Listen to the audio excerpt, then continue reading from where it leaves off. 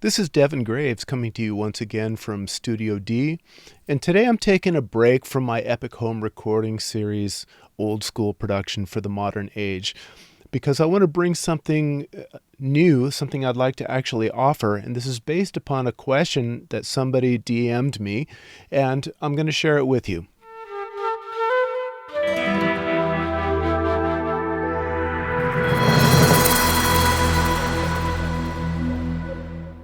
So a couple of days ago, I get a private message from a guy named Julian, who is familiar with me and I guess familiar with the videos, and he asked me if I wouldn't mind listening to his mix on my Focal speakers. He said that he's mixing on Yamaha HS5s, and he doesn't know what's going on at the bottom end. And actually, he told me that he's deaf in one ear as well, deaf in the left ear. And so I imagine the challenges that this guy's going through. So I asked him to send me the mix.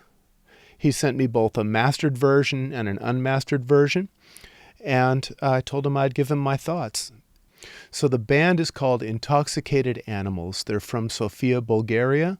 At least the studios they recorded at are in Sofia. They noted that the drums were recorded at Dundee's place in Sofia, Bulgaria, and the vocals were recorded at Audio Slot, also in Sofia, Bulgaria. I put a link to Audio Slot below if you want to get in touch. I didn't have any information that I could find on Dundee's place. Everything else was recorded and mixed at J.D. Bones' home studio, which I assume is Julian's home studio. And so we're going to watch the song together, and I will show you the video that I sent to Julian. What I've done here is I've brought both of your files into Pro Tools. It's clear which one is the mastered one because it's much, much louder. So I actually volume matched the waveforms as close as I could. So I can compare them objectively, the mastered versus the unmastered. And I've spent a few moments tuning my ears, listening to Opeth and Catatonia just to hear some metal mixes that are very good quality mixes. Don't worry, I'm not going to hold you to that standard. But right now what I'm going to do is I'm going to begin with the Focals in focus mode, so they sound a bit more like what you were monitoring on.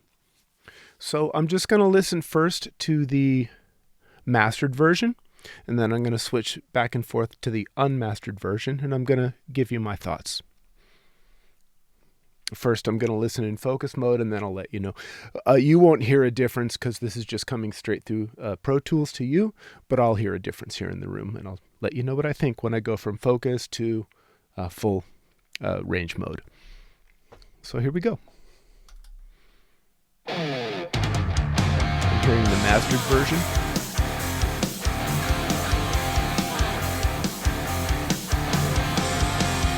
I turned it down substantially.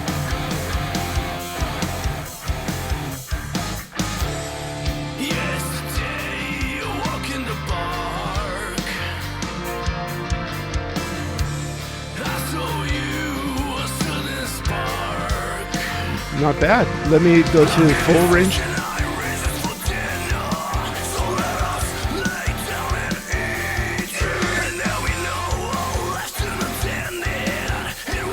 The vocals might be just a touch loud. I know you want to hear what's going on at the bottom end.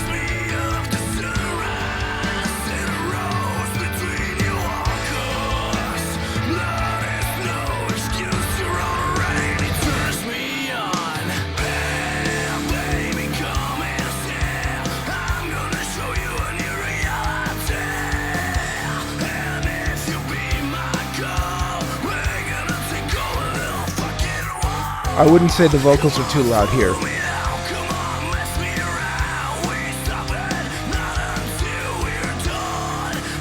Let's go to the unmastered version.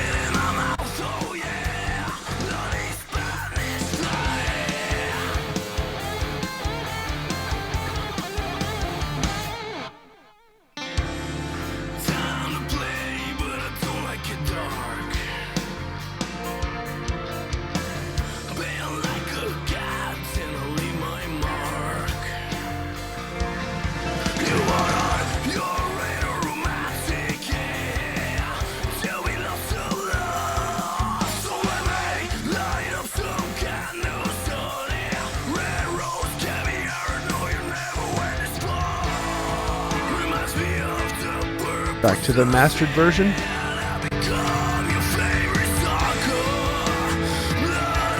The levels aren't really matched on my end because it's.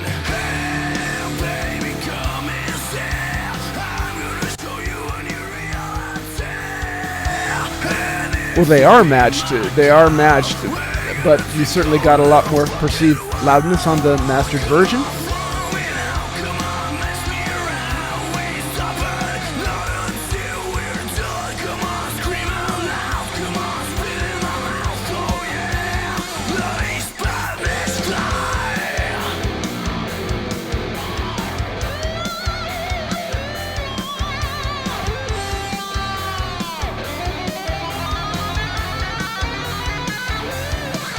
The interesting thing that I find about these vocals is when it comes to metal music or music that doesn't have a ton of sub bass. It also does the same just with spoken voice. By switching to focus mode and shutting off that subwoofer, actually there's more perceived bottom end because the crossover is different.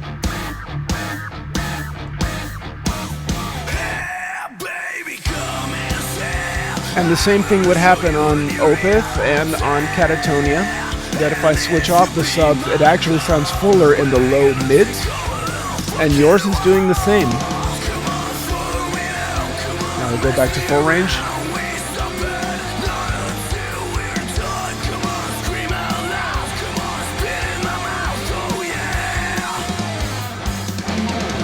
So it kind of scoops out that low mid a little bit, cleans it up, makes it sound a little thinner, but there is more information on the very bottom. And it sounds to me like you have a very good balance going on. Yeah. I wouldn't worry about changing anything. To me, it sounds just fine. It sounds just like most metal mixes that I hear on the high end or the low end of the financial spectrum, that it's in the ballpark with how the two modes between focus and full range go.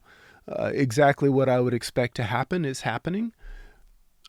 It almost sounds like you have a little room for a smidge more sub bass, but I wouldn't do it because it is there. And if you do it without hearing what you're doing, you could easily add too much. And I always want a little more sub bass anyway on any metal that I listen to. That's just a thing about metal, is there's not a lot of sub bass in it, so it actually sounds more full in the full range, in the focus mode, than it does in the full range. But in the full range, it sounds more articulate. It sounds, you can hear the bass down below. It sounds a little thinner in those low mids, so it's a little more clear and articulate.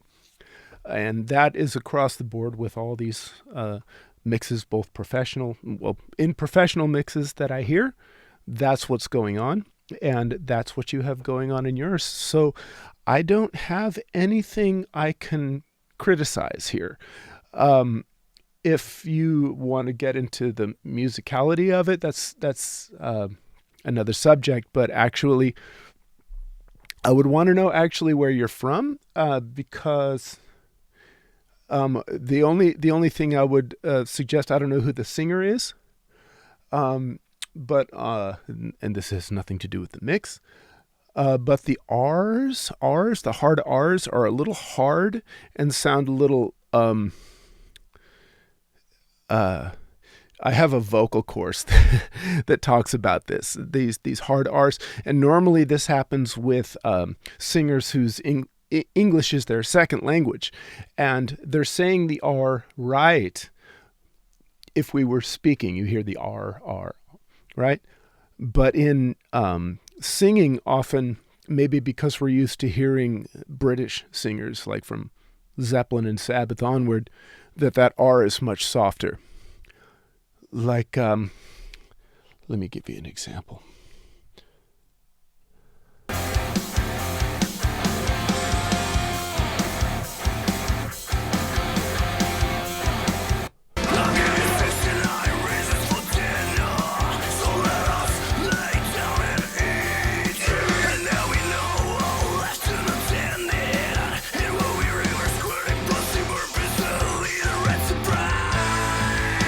So far that's okay because the R's in the beginnings of the words are hard. It's the R's at the ends of the words.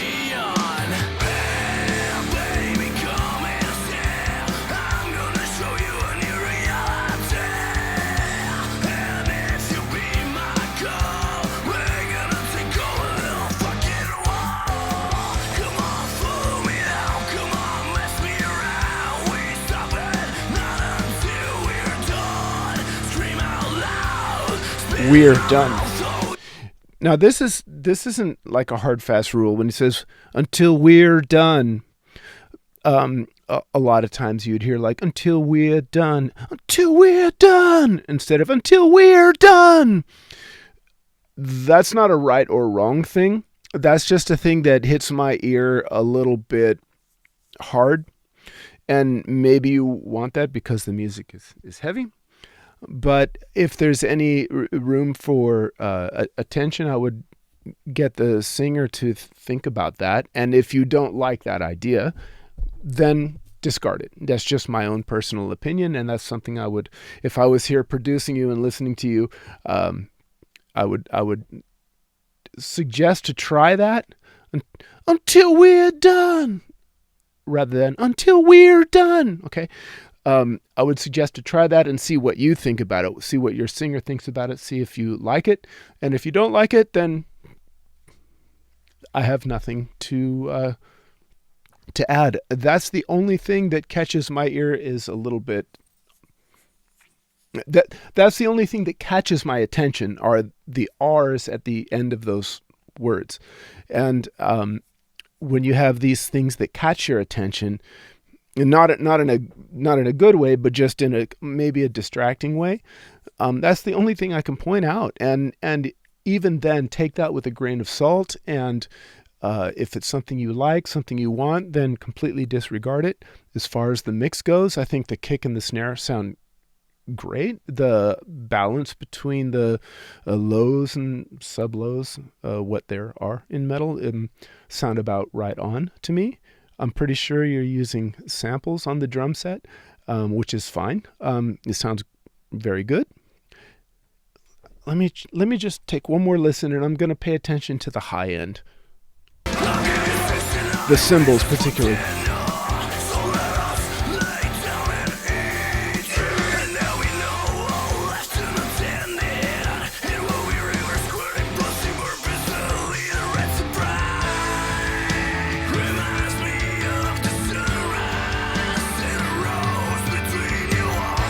Toms sound good, cymbals sound good.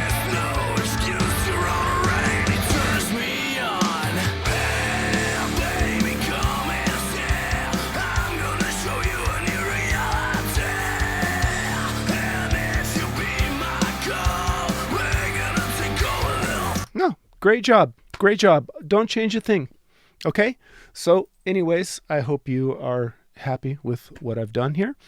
And I wish you all the best. And if there's anything else you want me to take a look at, I'd be happy to do so. But just keep doing it the way you're doing it. You're doing it good. If you have the means to add a subwoofer to your system, and just turn it on, get one that's matched to those Yamaha speakers you have. I'm sure they make a subwoofer. I know that they do. And then when you turn it on, it switches the crossover to those speakers. And then you can hear that bottom end. And then just use that as long as you're monitoring the bottom end, and then switch them off. And then the crossover will switch off and you'll be hearing your speakers full range, and do your mixing in that realm just on those speakers. I think it's the best thing for metal. But just if you want to monitor that low end, if you can get away with adding a subwoofer in the room you're mixing, that might be a way of at least just keeping an eye on it. If you do that, make sure you calibrate the subwoofer properly, have it at the same distance to you as your main speakers so that there's not a time delay. And a subwoofer does make things tricky as far as the low end accuracy of the room. Sometimes it makes things worse.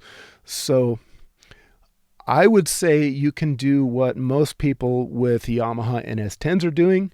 just mix and don't pay attention to the low end. Assume it's going to fix itself, because that is what's happening here. So awesome, great work, and stay in touch. So keep in mind that he was basically asking me, presumably, about the low end content of the mix, which actually I thought was fine. I didn't get into any of these fine details about automation or effects or any creative elements of the mix. I didn't get into anything about the singing or the songwriting. I did point out a little bit about the singing that I thought could have improved what he's doing. But again, that's a stylistic thing, and I have to tread lightly on that. But I did presume correctly that he was a non-native English-speaking singer. And when I say English, I really mean American, because I was discussing the hard R at the end of the words. Tell me what you think about that. I think that everything in their mix actually sounded quite good. There was really nothing I could say negative about it. The bottom end sat really nicely. I thought maybe the vocals were a touch loud, and maybe that could have sat a little better in the mix, in my opinion. And if I had my way, I would have worked with that singer personally to see what kind of dimensions I could have gotten out of his voice, to work on those hard R's, but also to work on some different sounds, especially on the mellow part. But that's just a matter of taste, and that's something that I would have done if he were here in this room. But I want to put that out to you. What about you? Do you want an opinion on your mix? Do you want an opinion on your songwriting, on your singing, on your performance, on your arrangement? Click the link below and get in touch with me, and we'll make it happen. If you like, the song can end up on the show, or it can be completely private. So let me know. Click that link below. Also check out the band Intoxicated Animals, and check out those studios as well. And we'll see you on the next one.